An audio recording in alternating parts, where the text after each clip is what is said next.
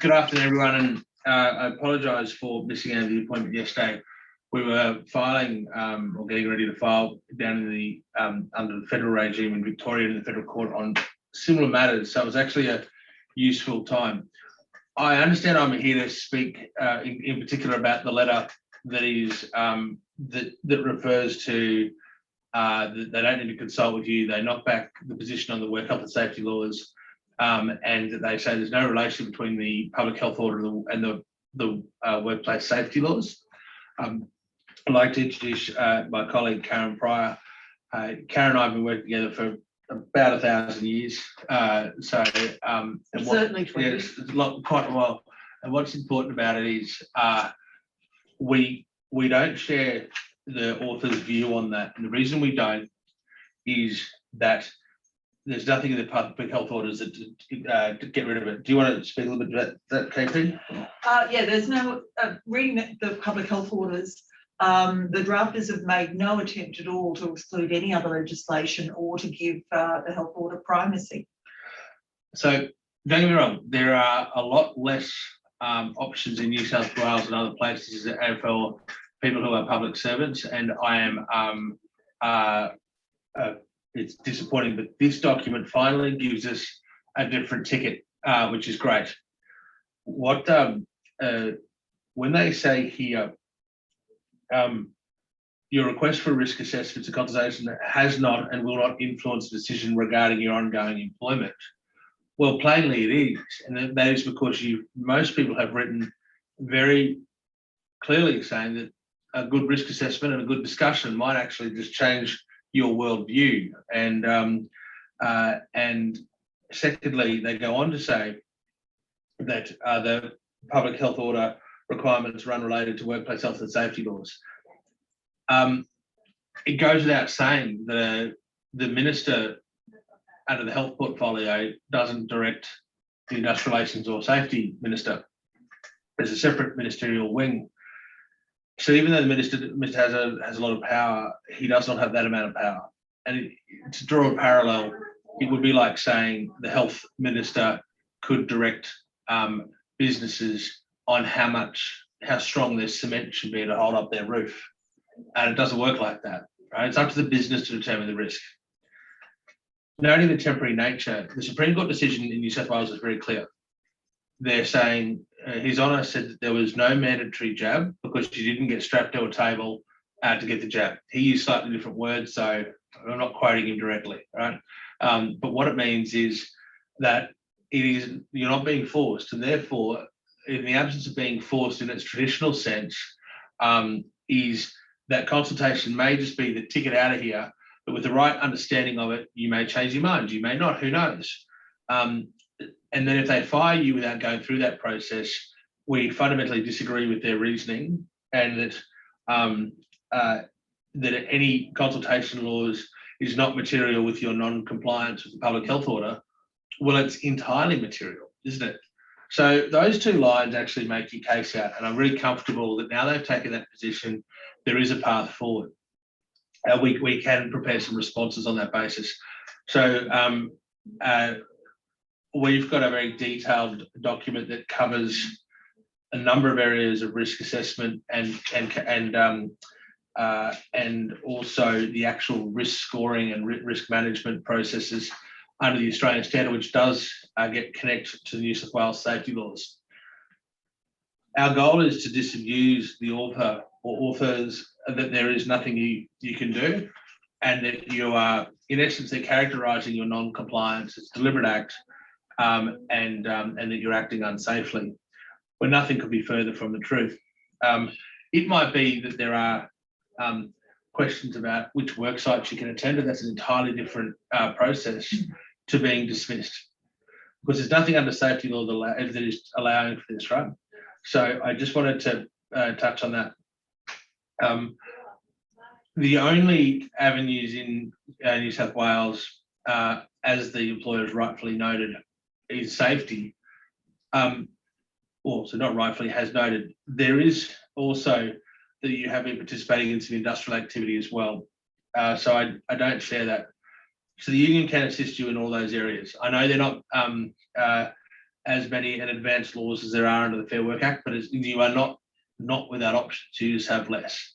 But if anyone has a receipt of this sort of letter or not being consulted with, and they were to take the approach that saying that they are unrelated, well, that's plainly just silly, right? And that gives us quite some scope. And it's actually, I will say, New South Wales has run a very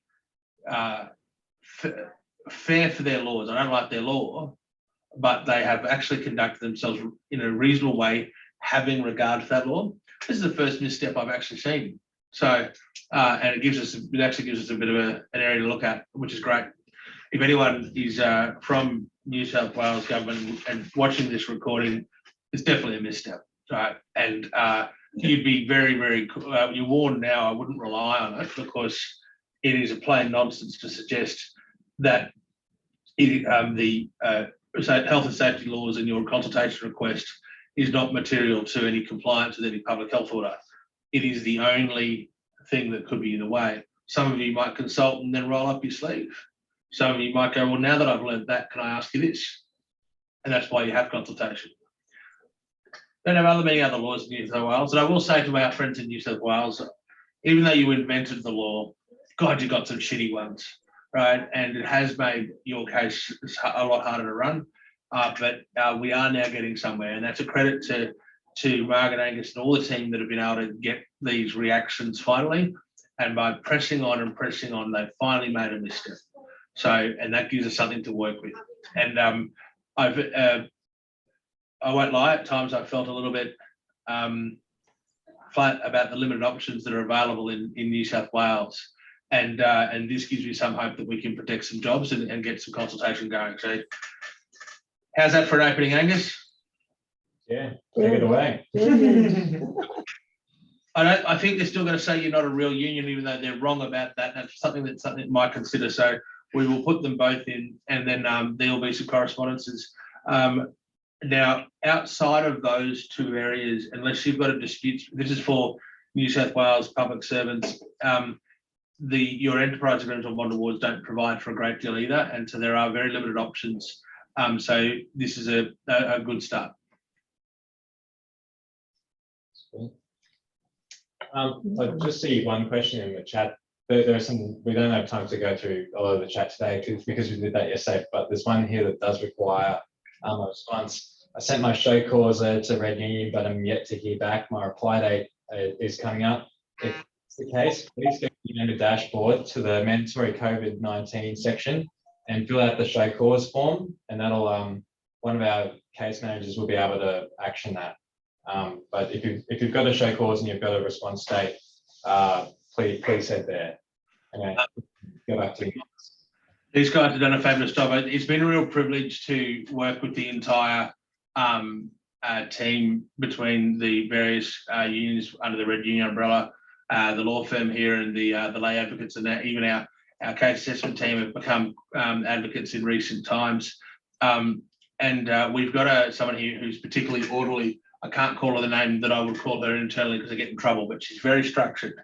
And as a consequence, we run a report every day based on the urgency of those show causes. So if you've got your ticket and that's been identified, it goes into our database and they are triaged based on that. And if you are facing a show cause when your boss owes you information and you're being summoned to a meeting, they are the ones that are getting done first if you're facing discipline. So there are about 13 or 14 people turning up to meetings. We are trying to organise some collective discussions as well. And so we can take it from there. The only other, I see a couple of questions about being stood down. You're not actually being stood down. Stood down is when there's a stoppage of work. There's no stoppage of work in these cases. It's not the, and I'm not trying to be pedantic when I say that. It's just that it's not a stand down. It's something different. And so in its own way, when these steps haven't been followed, it's kind of a reverse strike. Now, those of you that are in New South Wales on this one that are not a member of the public service or in the private sector, it is a very different beast, right? So you need to know there are some limitations for public nurses, teachers, etc. And as we know, the police, it's even tougher still. but there are a lot of options in the private sector for New South Wales. But certainly now there are some great options in emerging in the New South Wales area. Of course, if you tell your employer no, not ever, you're never going to change your position on something, then of course you then don't have an option because there's no point in consulting. And so if you've got that hardline position that consulting won't work and your employer sees that, then they can deal with it in a more way that's suggesting that you're acting in bad faith. Unpaid leave is a really good question that the questioner asked. The rule of thumb is 12 weeks, but be careful about that. If you're being starved out for that amount of time, we will have obviously be dealing with you before then, but it's important, if you're in a situation where you're drawing down an unpaid leave, and I'm not speaking about casual employees now, we might have to look at that situation more carefully, right? And how we can access some support. Sweet. Well, do you feel that there's anything else that you would like to add as a general statement, or got to learn to drink a cup of coffee without spilling it on me? That would be a nice touch. That'd be good for the recording. Yep. And so, yeah, I might know law, but not very good at actually being able to consume a coffee, right? Yeah, one skill, huh? Industrial relations or bust. Those in New South Wales, if you're getting those letters, let's work through it. Those that have been terminated, we've got 21 days maximum from the day you were terminated. That means that if you're fired on a Friday, on a Thursday, the clock ticks from the Friday, meaning we must file it by the Thursday. So if you're fired on a Thursday, if 3 weeks passes and we don't file it by the Thursday, it will be out of time. Depending on your cases, that might forever permanently remove you from able to make a claim. So we need to look at those ones, critically important. If you're in a New South Wales department, we'll need to look at those, and they are of a high priority, right? So the 21 days is a critical one. Please make sure your union knows some people are being fired. Now, if you've been accused of acting in a willful manner to refuse a lawful order, and you've been seeking risk assessments, it very well may not be a lawful order. And the very thing they're highlighting in this letter here makes that plain.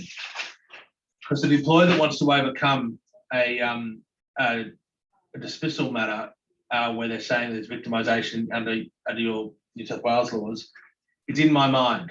So they're saying, oh, this is not in my mind, you're going to go anyway. Our job is to make sure it's in their mind, but it's unequivocally in their mind. And that's why it's important for the steps that you've taken. So that's my main tip. So in order, show causes first, and anyone that's been falsely accused of actually acting with misconduct, that's number one. Second, by you can't perform the inherent requirement in your role, we're going to get rid of you, is number two. And thirdly, and critically, if you've been terminated, that 21 days is relevant. Temp contracts are a different thing, unfortunately. I am communicating to permanent employees or casual employees doing regular and systematic for 12 months. Outside of that, I'm sorry, the rules of fairness don't apply as a rule, but it's not, there may be some help, but it's limited.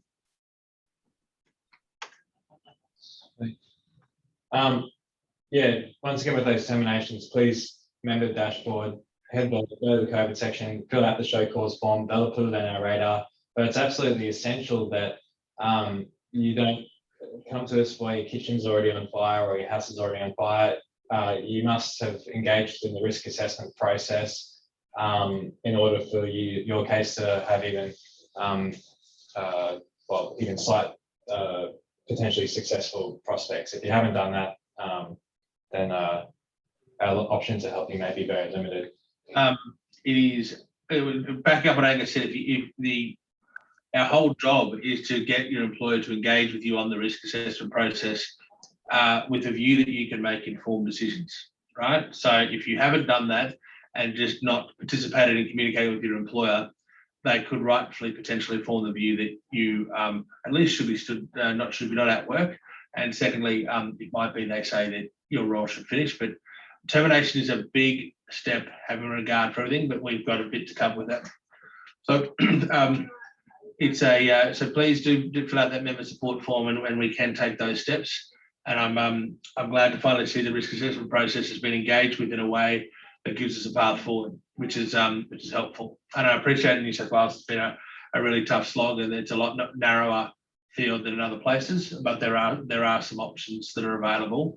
One, of course, is to move to sunny Queensland or Victoria, right, as part of that. I'm just joking for the police officers in New South Wales. So. There's one here. What's the next step for medical exemptions, where they are now asking us to provide further medical info? Only 3 options to choose from now. If you've got New South Wales has an actual exemption form. If that's been completed by a clinician and your boss is arguing the toss with that one, please, we do need to look at the materials that were provided. Those documents speak for themselves, so in that your doctor is getting a lot of pressure from the regulatory bodies about not doing a bullshit certificate. So if you've got a genuine exemption on that New South Wales exemption form, which has the logo, the Waratah, the whatever. Yeah, it's Waratah. Yeah, the Wattle. If you've got that one with the actual exemption, please absolutely interact with your union, because that's one that we will definitely escalate, as long as it's that form. If it's your doctor saying, Karen here can't, feels that she can't get the vaccine, and therefore she feels that she's exempt, which is what a lot of them do say, that's like me telling you that I feel that I'm skinny. I could say it to you, but it just might not be true. And I believe we might have time to squeeze in 1 or 2 more. Well, they're not laughing at my jokes at the moment, mate, because they're on mute, so I'm not sure I want to.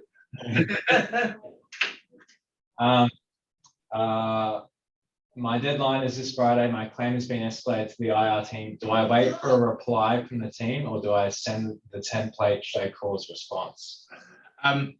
When you say my deadline, if you are facing a show cause and we have not, and we're specifically are saying you ought not to be showing cause because you're still consulting, that's a response that I understand is available now. But if you've got this document here, which is what I've referred to, I don't see that as a show cause such as so many times. If you're facing a disciplinary action, then yes, that is something that needs to be dealt with. And you should definitely be spitting back saying it's too early to tell, I want to consult. But I'm not sure which of this. We've written so many different letters to assist different unions and different members that I'm not sure the template the one you're referring to. But absolutely, if you are in that, I'm that one where you're being forced to a meeting or being accused of show cause. I'm very familiar with that document, and I'll definitely be sending that. Sweet. Well, I think we might have to call it quits there. Can you give me that DOE, whoever is that letter that the number of people referred to a particular letter? Is that this one, Angus, that people are? Yeah, that's my understanding that's the way. Because mine's been clean. If it is that, on the one I've got doesn't have a response required by Friday. And so can we just, if there is a requirement to respond by tomorrow, KP and I can work in the morning to get that done. By KP and I mean KP. Because we've got one we're drafting which is covering some stuff that we filed with the federal court today. So it does need a bit of work to get it right. That's also if there is a time pressure, I was going to have that available on Saturday, but if there is people that need something like that, we can knock it over in the morning. Okay. Sure. There's one more here that I'm happy to answer if you got to go, Miles. But transport for New South Wales workers here. TF NSW has not yet mandated the vaccine, but is looking at it. They have provided consultation, which includes a risk assessment / worker categorization class assessment, and have encouraged feedback. If their consultation is successful, they will mandate the vax by 1st of December. If no evidence of vaccination by December 1st, we are not permitted to work. I haven't sent any letters yet, as we have already received a risk assessment. What is your advice? So the risk assessment is the first stage of it. I'd be very curious to see what it is, particularly the date of it.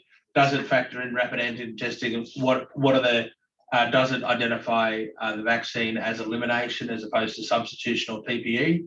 So there's a range of different things there. It would be very, given the controlled environment that you can do on certain transport spaces, it's very interesting. If you can please, you definitely ought not send the please give me the risk assessment letter because you've got that. So we just need to consult on the specifics of it. And I'd say that we would need to tailor one for that particular circumstance. And I would very much value dealing with that. So my, if you,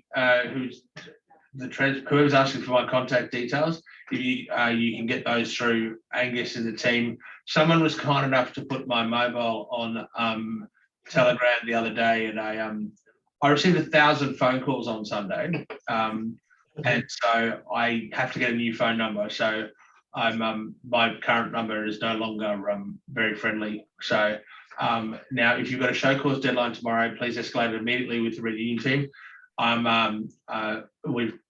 We'll let the union sort it out. If there is some escalations that need to be done, we can make sure that happens, and go from there. Alrighty. And yeah, could you please do? I'll be around, and if it sounds like the transport folks, you look like you're pretty coordinated there. So it does mean that we need to have a quick chat when we get off this call. But I just don't want to give my mobile out to everybody again because well, Saturday. So, but I'm very keen to help, and we can move in regards to those deadlines as early as tomorrow. But definitely send the risk assessments to your Red Union hotline email, and also to support at red@unionsupport.com.au, and put it to the attention of Miles, and that will also get to me, and we can create a project for that as well. That said, by the way, it's a really good development, that one. I'm really keen to be able to get our teeth in and help with that one. So that transport one's a really interesting development, and one that could do.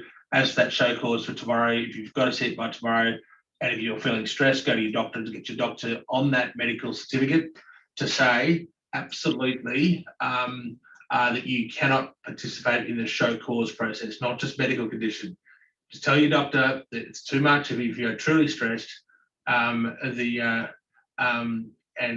go from there. So, and whoever's asked me to put my contact details in the Telegram one, you've got more chance of me running the Boston Marathon, but thank you anyway. So, but by the way, we are working on the weekend, very keen to help, and definitely we'll be able to assist you on those ones. And if there is some urgent show cause ones, particularly, but we can only help if you follow those steps, as Angus said. Otherwise, your position there's not a lot we can do. But if you follow those processes and you are facing a show cause tomorrow, absolutely do let everyone know. It's 5 o'clock here in Queensland. It's a public holiday, and then tomorrow, so there's going to be less staff. But we absolutely will respond to those show causes, and it's important that we know.